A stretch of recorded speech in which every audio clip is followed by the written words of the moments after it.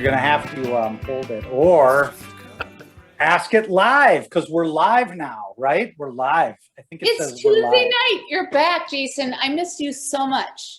Well, I missed you too, Marnie, and it's been interesting. We won't dwell on this too much, but you're in the steam bath up there.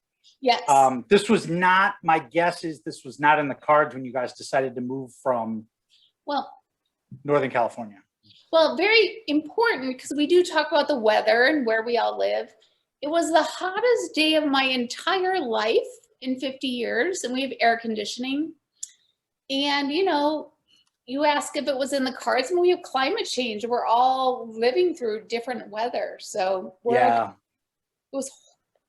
But my husband, who's from the desert of Nevada, was wearing like long pants and a long sleeve shirt. And he's like, no big deal. Drinking hot coffee. Nice. Yes. All right. Well, we have joining us today two very good friends from Bloomington, Katie Kuehn, and from Shakopee, Jenni Thompson. How are you guys? Great. Good. I love being called Katie Kuehn.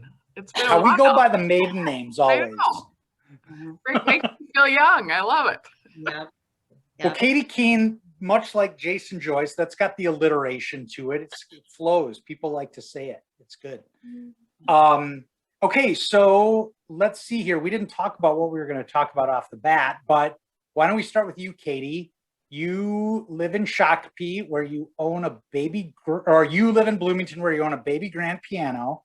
And what else? This is our makeshift second office during this past year. I love it.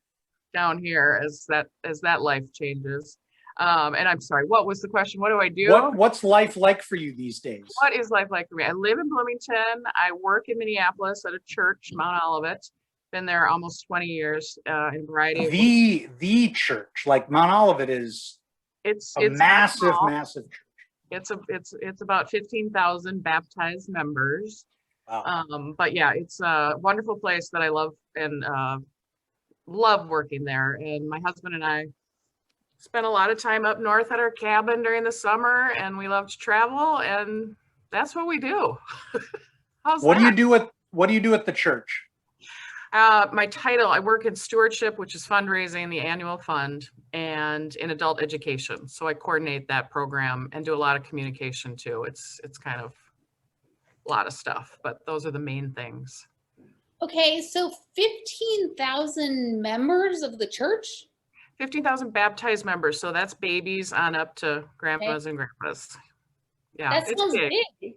It's a big roster, and how many are super active is a different number, but that's the official party line, 15,000 members. But it's big. My grandmother went to Mount Olivet Church for 50 years or something like that. Okay. Yeah, and we would go, well, she would always avoid it on Christmas because that's, of course, sort of like a legendary situation there in South Minneapolis, churning those cars in and out of the parking lot. But we used to go to like a music presentation before Christmas of all the Christmas songs with 8 choir, it's a massive thing, right? There are so many choirs and so many things going on. Yeah, there's about close to 1,000 people, kids and adults that are part of the choir, myself and my husband included. And that was something we so missed this last year as everything was shut down, obviously. And so wonderful to start planning now for the fall and the regrouping and the singing to come back. That's so fun that you remember that. What was your grandma's name? Phyllis Joyce. And she used to work at Cathedral of the Pines camp. Wow. You went there? I did. Yeah, many summers she would go up for like a week and, work in the kitchen. And she was a brilliant piano player and she could play by ear. And so she would play the piano and lead sing-alongs and stuff like that. The highlight of her year was working at Cathedral of the Pines with all those kids. So. Well, that's fun to hear. Yeah, it's a great gig. I love it. It's good. Jenni, Yes. I know from seeing you on Facebook that you are raising hockey players, or at least one hockey player. Tell us what else you're up to. One hockey player. Yep. So I teach 3rd grade in Bloomington. Actually super close to Katie's house, like within a mile. So it's Nice. and I don't know. My husband is a hockey coach for Eden Prairie girls, the high school, the varsity team. So, Oh, wow. Grace has kind of been destined to be a hockey player, I think, since the beginning, but she does love it. So she plays hockey down here in Shakopee. So, and then I work part-time for Kids and Company in Hopkins. Oh, yeah. So I'm not working this summer. This is my first summer that I'm not working. So Have you always, how long have you been a teacher, and have you always taught 3rd grade? let's see. I have been teaching for 24 years. Nice. I've done everything 1st through 6th. Okay. But I've done the most in 3rd and 4th. So Is that what you like best, or is that just sort of where you landed? definitely like 3rd and 4th the best. 1st grade is too young. They cry a lot, which is fine, but they tattle, you know. And 5th and 6th graders are kind of sassy. So, Nice. but I've kind of been, I taught at IHM for a really long time. That's where I started. And then I went to Bloomington. So I've been in Bloomington for 9 years. That's great. Many people who have been on the show are IHM alums. Oh, it's an amazing place.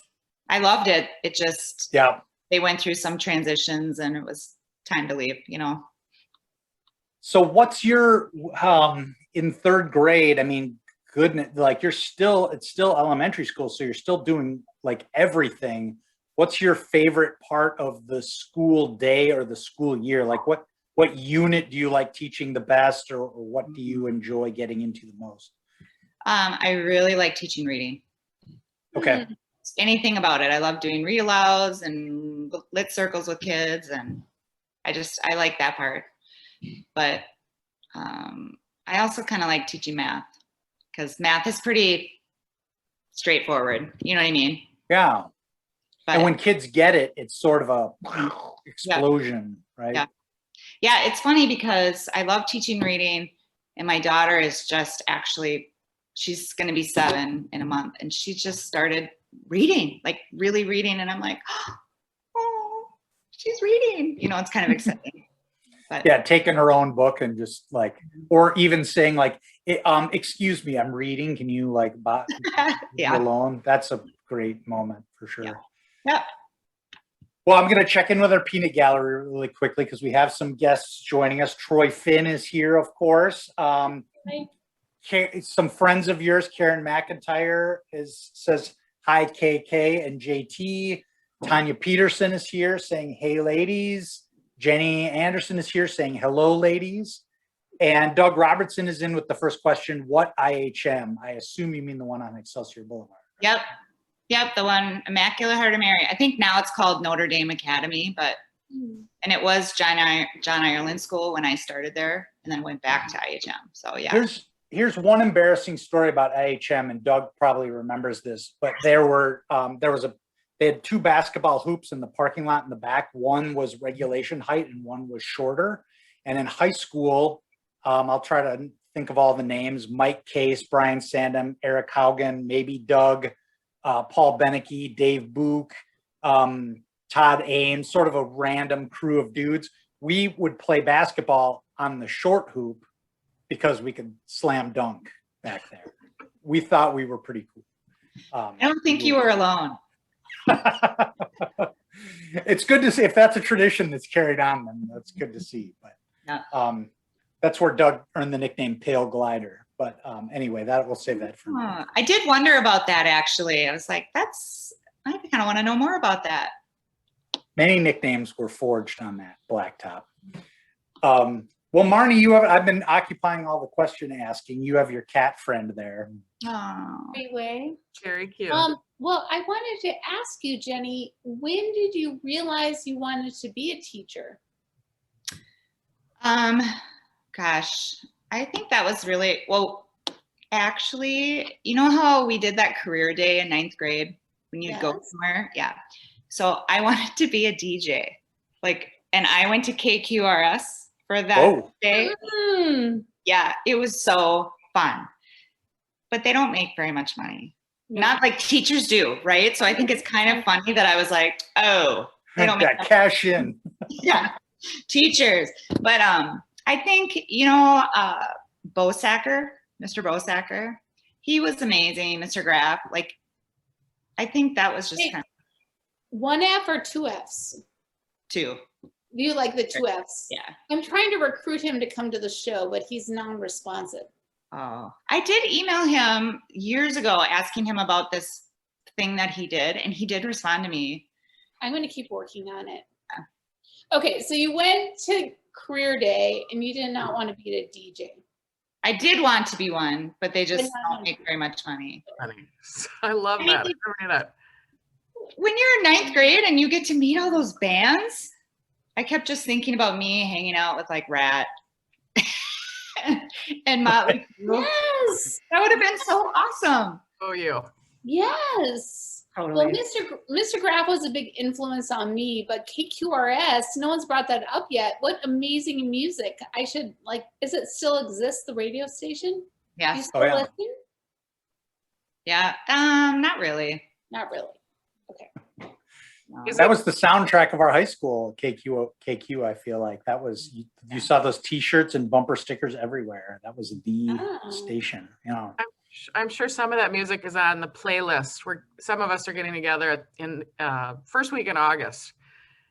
And it's all about the playlist that Oh, Jenni and Karen are working on. No, Karen actually said she's not very good at that. Mary Layton, she's doing it. Is it on Spotify? Like, where's your playlist? I don't know.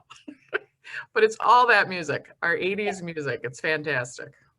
Cool. I would like to talk about this cabin, Katie, because it comes up often, and we know that you ladies and other friends of yours get together at your cabin. This has been a big part of your life. Just tell us a little bit about your cabin and what makes it special, why you love it up there so much.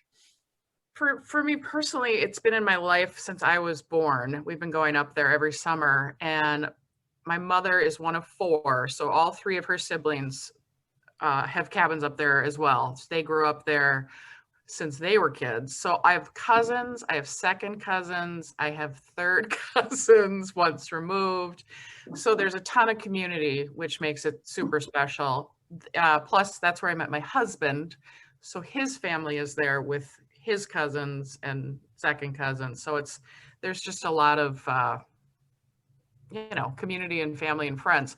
The reason with our girlfriends that it was after our 20th anniversary. So that would have been what, 2008. Mm-hmm. That we all went up after 3 days of that really fun reunion in the cities. That was crazy.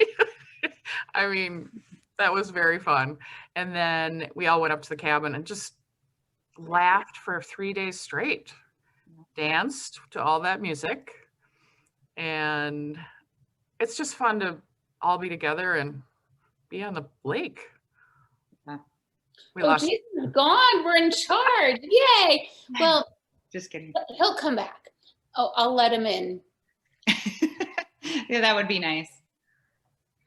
Oh my God. Jason, what happened? Jason. Oh, he's coming back.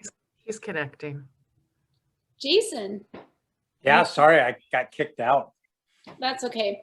Well, so can you tell us, Katie, where is this lake? Because I was saying before we went live, I do remember I do remember being there once. So how do we get, I mean, not the street, but where is it? It's straight up 35 to Moose Lake, Minnesota. And it's a little lake called Sand Lake that's right next to Moose Lake. The town that we go to is Moose Lake. And I think part of the reason, particularly for the 8 of us that have gotten together, both have the 20th and the 30th now because of losing Megan and having, you know, we have this shot that we take on the rave, which sounds so silly as I say it, but the rave is just that big trampoline in the water. Mhm. And now we talk about now there's one less, and how, it's just, it's so hard to even still process it over a year later, you know, given the year we've had. We finally had Megan's service this last, was that May, Jenny? May Yeah. or June? Yeah, it was. Or even, I don't know, but it's, yeah. yeah. So it's just become, I think, it's not even the, you know, the cabin, it's just the importance of gathering. And one of the reasons I so appreciate you, Marnie and Jason, for doing what you've done this last year, for that exact reason you've talked about, that this has, to honor those of our classmates and that are leaving us too soon, and that even just as a community of our 1988 class, to remember what the friendships we had and take time for that.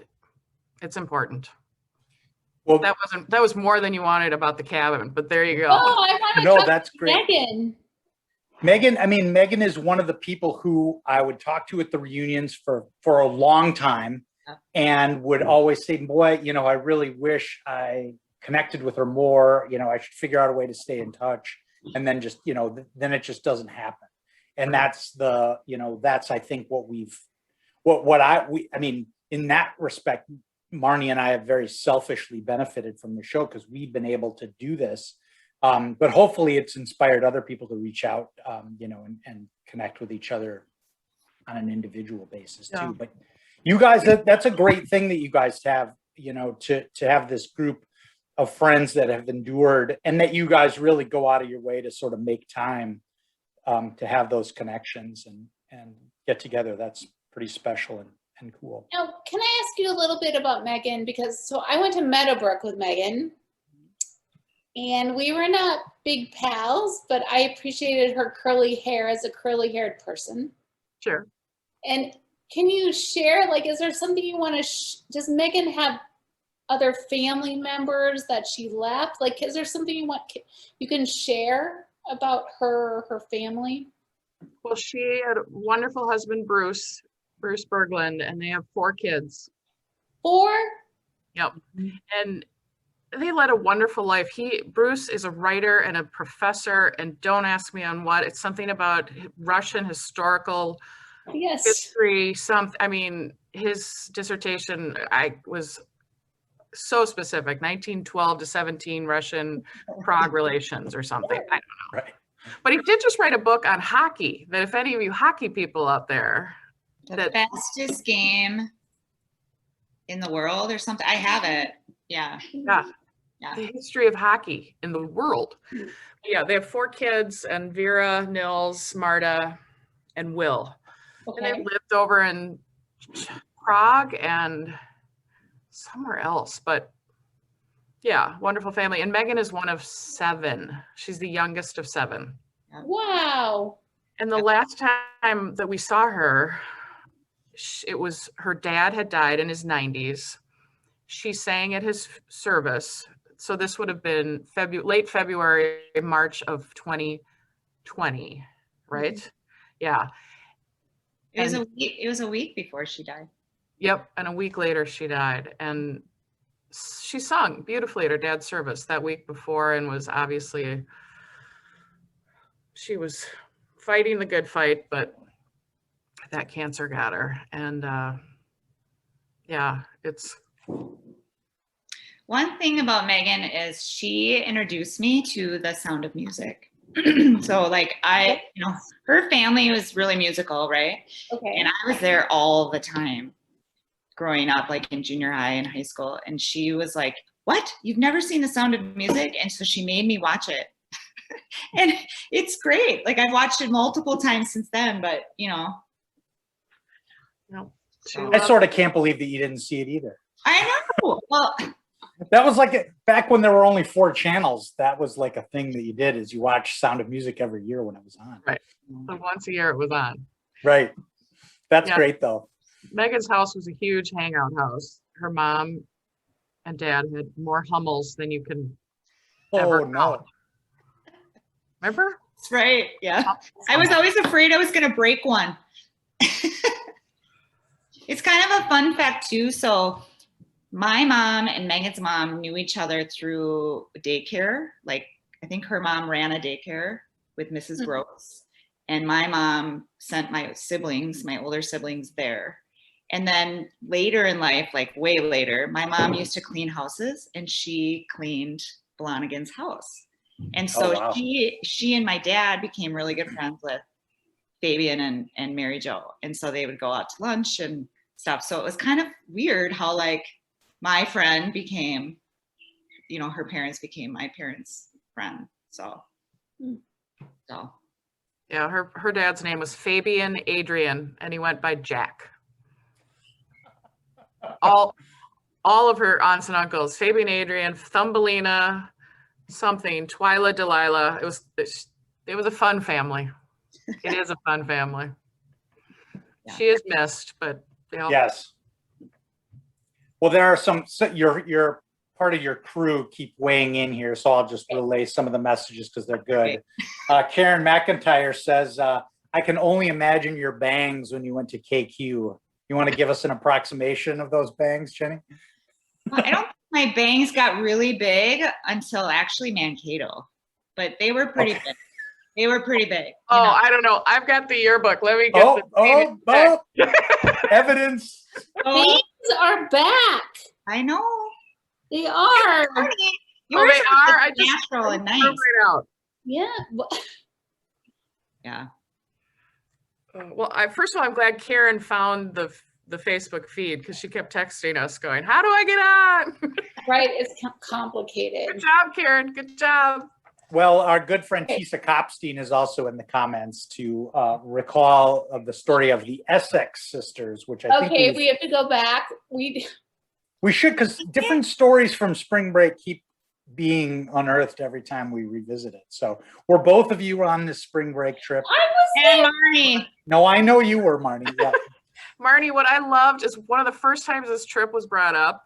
I must have been back with maybe Karen and Jenny. I don't know. I remember something about a bathroom, and I'm at home yelling, "We flooded the bathroom!" Bathroom. Karen did it. Karen did it. How did it happen?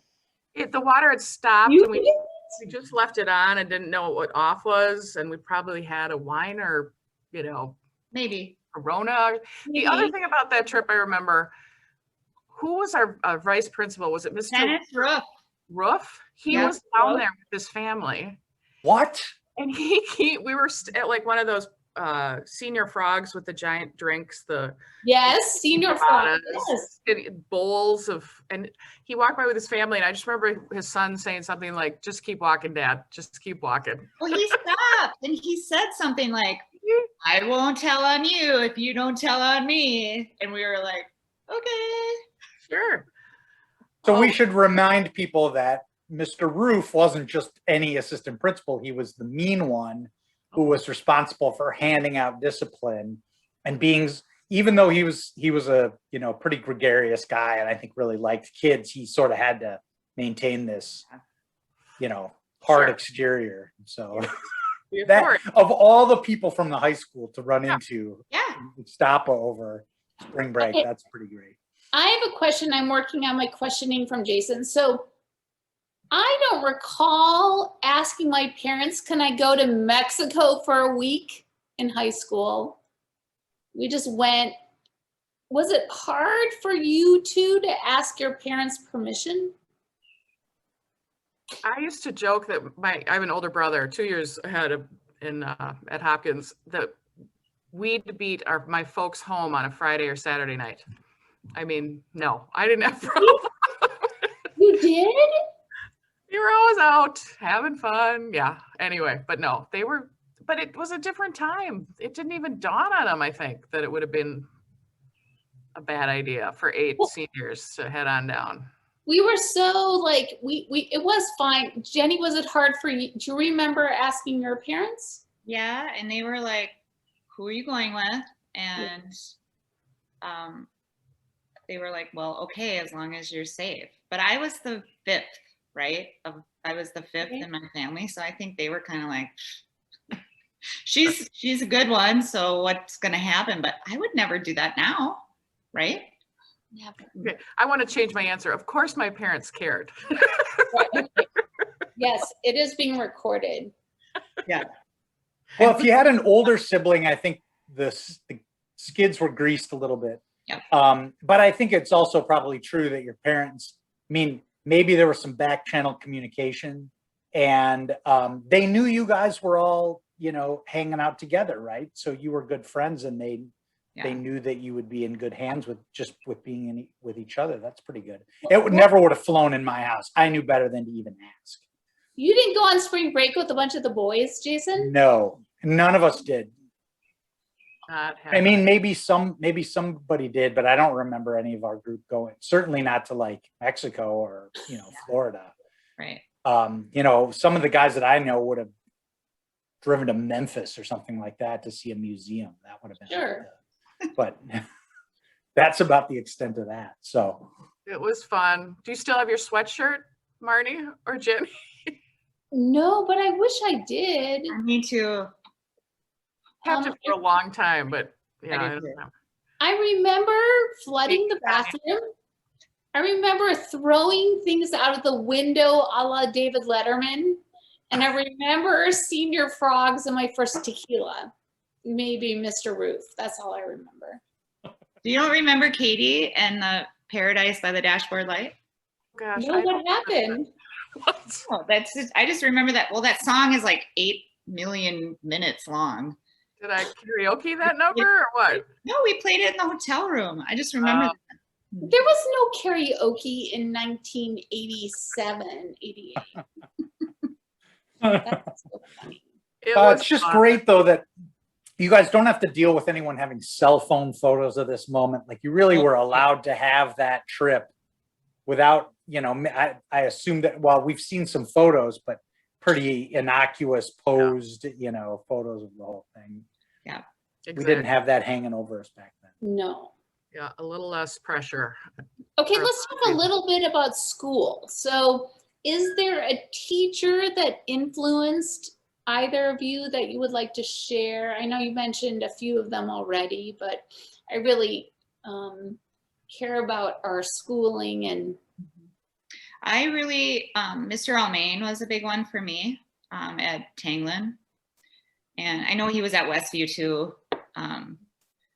And he just recently passed. And I would run into him, like even now, and he would remember me and remember my brothers and ask about my mom. And I couldn't believe it. I just was like, I want to be like you when I'm, you know, that age and still remember kids. And I had some medical issues in 6th grade, and he was very awesome about it because I had to miss some school and stuff like that. I just remember he was super, super kind. How about you, Katie? I, for sure off the bat, Mr. Abalon. And I so remember, and it really set the stage for further learning, you know, with any class. His enthusiasm for history, but he'd stand up there and I remember swinging his arm and talking about, don't worry about the dates will come. Think of the why, and changed my thinking about how to learn about certain things. I just always appreciated that about him. Mr. Borgadine, who I love to write, and that's a huge part of my job and life. And that he was like, show, don't tell, and that made a difference. And Mr. Mossberg, I think he taught humanities, correct? I think we were in that, Jason, together, and the reason I know that is, or think that is, it's in the yearbook right here that you wrote about it. I've read that before this deal, but. I remember sitting behind Bob Gollin, and we got our first test back, and all of us got like C's or C minuses, which kind of wasn't what we were used to, but we were being challenged and in a new way, and woke us up to the fact that we'd have to do that. So. And yeah. Katie, did you sit next to Jason in the alphabetical world ever? Or is Kuehn and Joyce too far away? Oh, right. I don't remember sitting right next to each other, but yeah, I remember classes together. I think we were in that writing class together with Mr. Mr. Orgadine, if memory serves. I think that sounds right. Yeah. Many of us were many of us were awakened by that class and Mossberg's class of like, oh yeah, maybe I'm not the smarty pants that I thought I was coming into this. Might have to study or something crazy. Yeah, read the book maybe. Read the book. Yeah. Yeah, but yeah, a lot of good teachers. I loved Hopkins. Mhm. I loved North, and I mean, it wasn't all perfect, but that's another fun thing about this whole series you're doing. It's just, you look back and some of the guests and people you've had on, and I was thinking about what the heck. Sometimes I end up thinking, what was I doing in high school? Because people have all these stories or things. I know. I was not in the art classes, and I was like, where was I? I was not like throwing pots with Mr. Jacobson. I mean, at North I did. Don't get me wrong. Yeah. But yeah. you were doing your government stuff and what did they call it at was it Senate? No. Student Senate. Student Senate, yeah. I always wish I'd done that. I think it was the same hour as choir. And I remember you couldn't, I don't know, maybe I'm wrong about that, but. Katie, you can still run for school board. It's just like student council. Yes, Katie, we need people at Bloomington. Good people, just saying. Okay. There we go. There we go. Ooh. An endorsement from the teachers union is imminent if this happens. Good. Good. Oh, yeah. You were in youth and government, Katie. I remember that, right? You were down, and so was Marnie. Jenny, were you in youth and government? Did you go down to St. Paul with us? No. I was, Megan was. Yeah, Megan was. Megan did that. Yeah, we haven't talked much about youth and government on this show, but that was it's too crazy. Youth and government was too crazy. Okay, but let's talk about sports more normal. So Jenny, were you an athlete in high school? I think of you as athletic, but maybe you don't think you were. I think I maybe was a little. A little bit.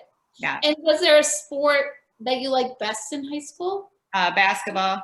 Yeah. Basketball. I liked softball, but I didn't really pursue it after sophomore year just because I don't think I was that good. And that group was really, really good, right? That was Patty and Heather and Heidi Zeke and, and coming up behind them too, Amy Axel and Christian. Yep. So it was kind of like I was a catcher and I knew I wasn't going to beat out Patty, right?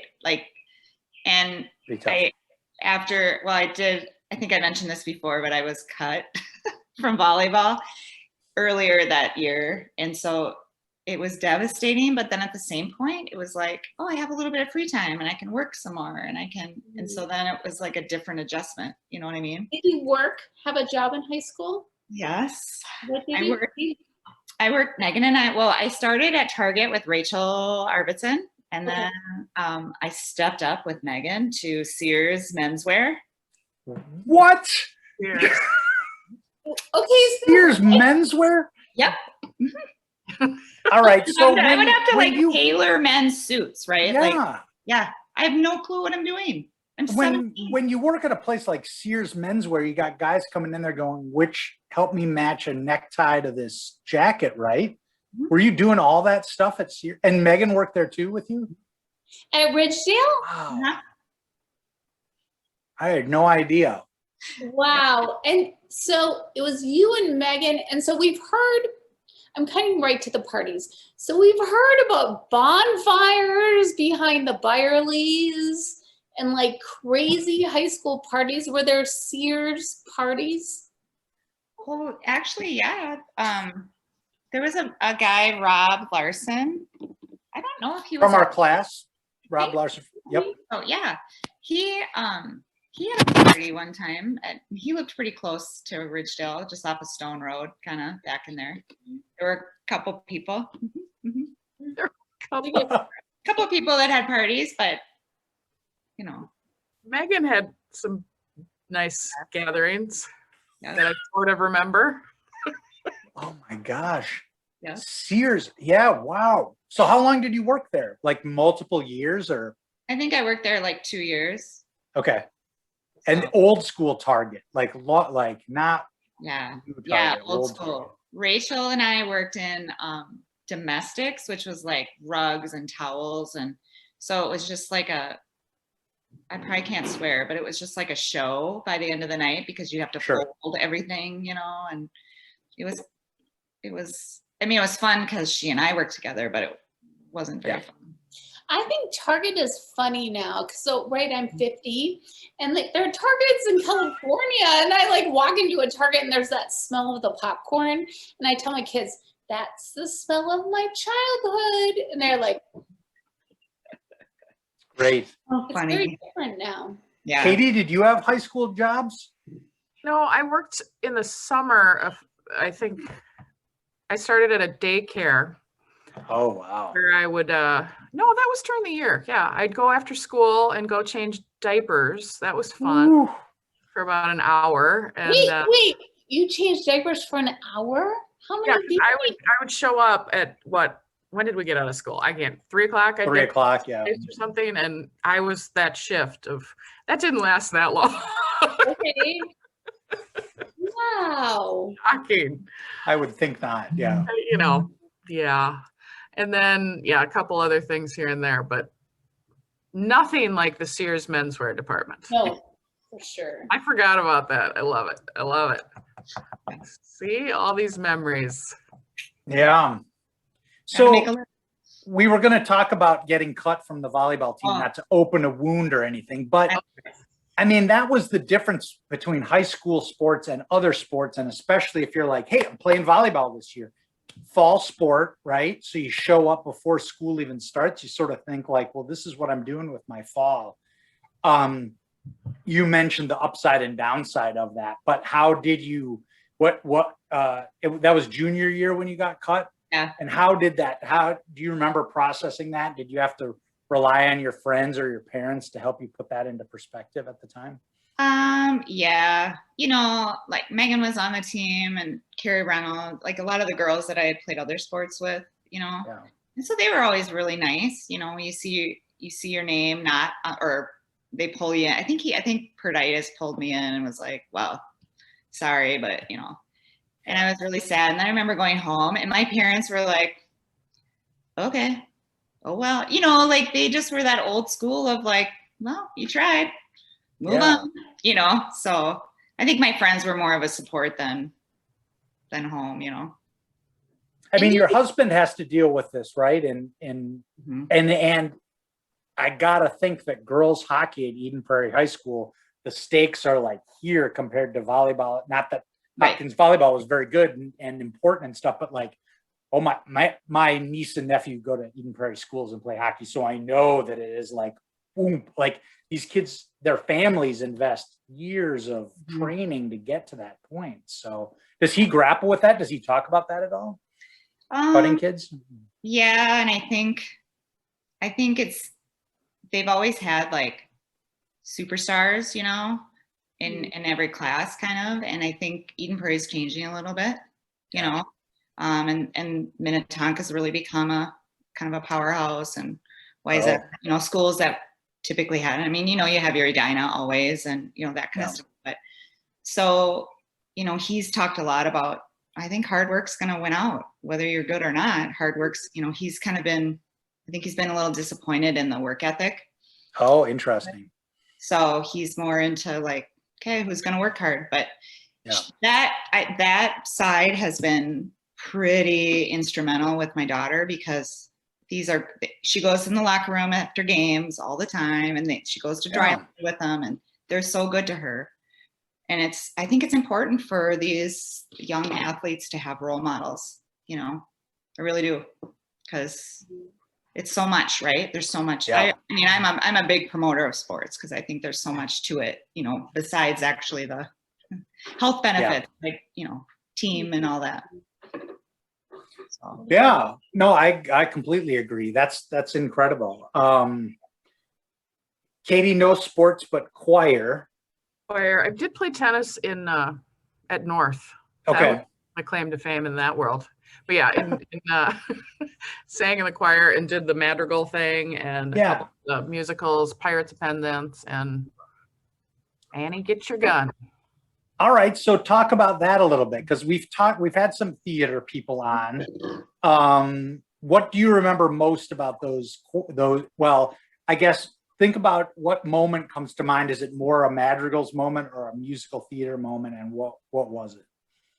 Oh gosh. I loved it all. I was so shy. I was in the chorus of both. Okay. Fun. That's, something if you could go back, I would tell myself just to relax just a little bit. Right. But I love being on stage and singing that. I remember Jennifer Goforth, she was the lead in Pirates of Penzance, most beautiful voice. And that was so fun. I just loved singing in the choir sophomore year. Craig Michael, do you remember that name? He was a senior, and Jody McGill, and they were Jody McGill, yep. I had such a crush on Craig. Oh, just loved him. But so that was a lot of my first year of choir, looking at Craig. And the madrigals, it was fun to go sing we'd sing at like car dealerships at Christmas time. They'd hire us, Katie, did you have an outfit in choir, madrigals? Madrigals had a lovely green dress with poofy sleeves. It was. Can you describe it? Was it long sleeved or like what was it? It was like, I want to go 3/4 with a big poof right here. Ooh, an 80s poof. Oh, well, let me look it up in the book. Okay. I don't know. It was fancy.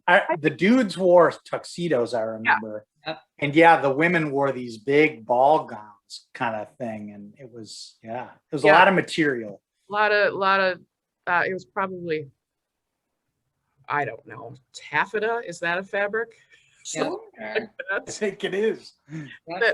The thing that I don't know, 20 years ago, I went on a date that Mary Slindy, who had worked at Hopkins, set me up with a teacher there who actually took over for Mr. Abalon. In any case, halfway through the date, we were talking that, we're both from Hopkins. We realized we sang in madrigals together. I have no memory of them. So once again, the memory fades on that. Didn't remember that at all. I love to sing. Do you still sing?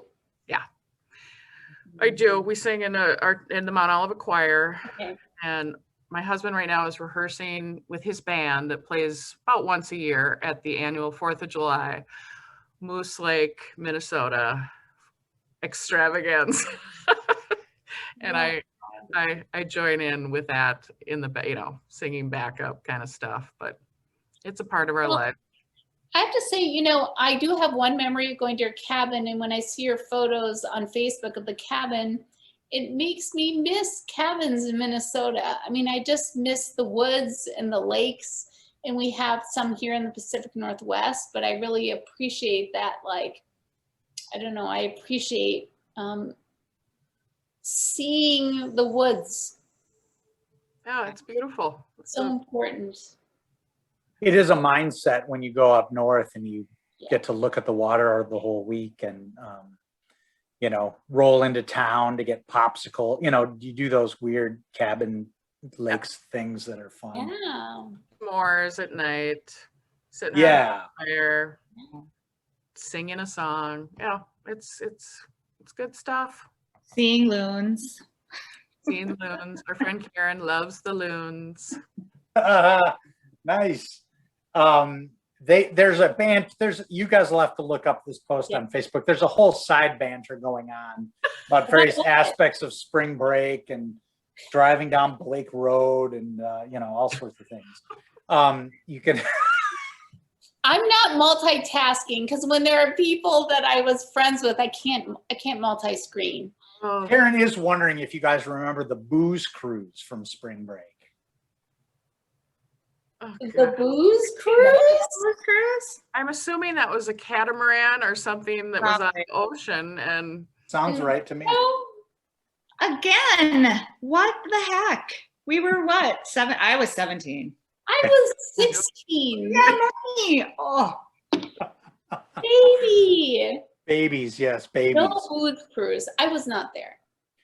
The question that we ask everyone, of course, is what have you done during the pandemic? What have you picked up during the pandemic? And now, because we're coming out the other end of the pandemic, Marnie, I'm interested in which of these hobbies people are staying with versus like, I don't never break baking bread again. I want to know. I think we should go there, Jason. Okay. Jenny, you go first. Oh gosh.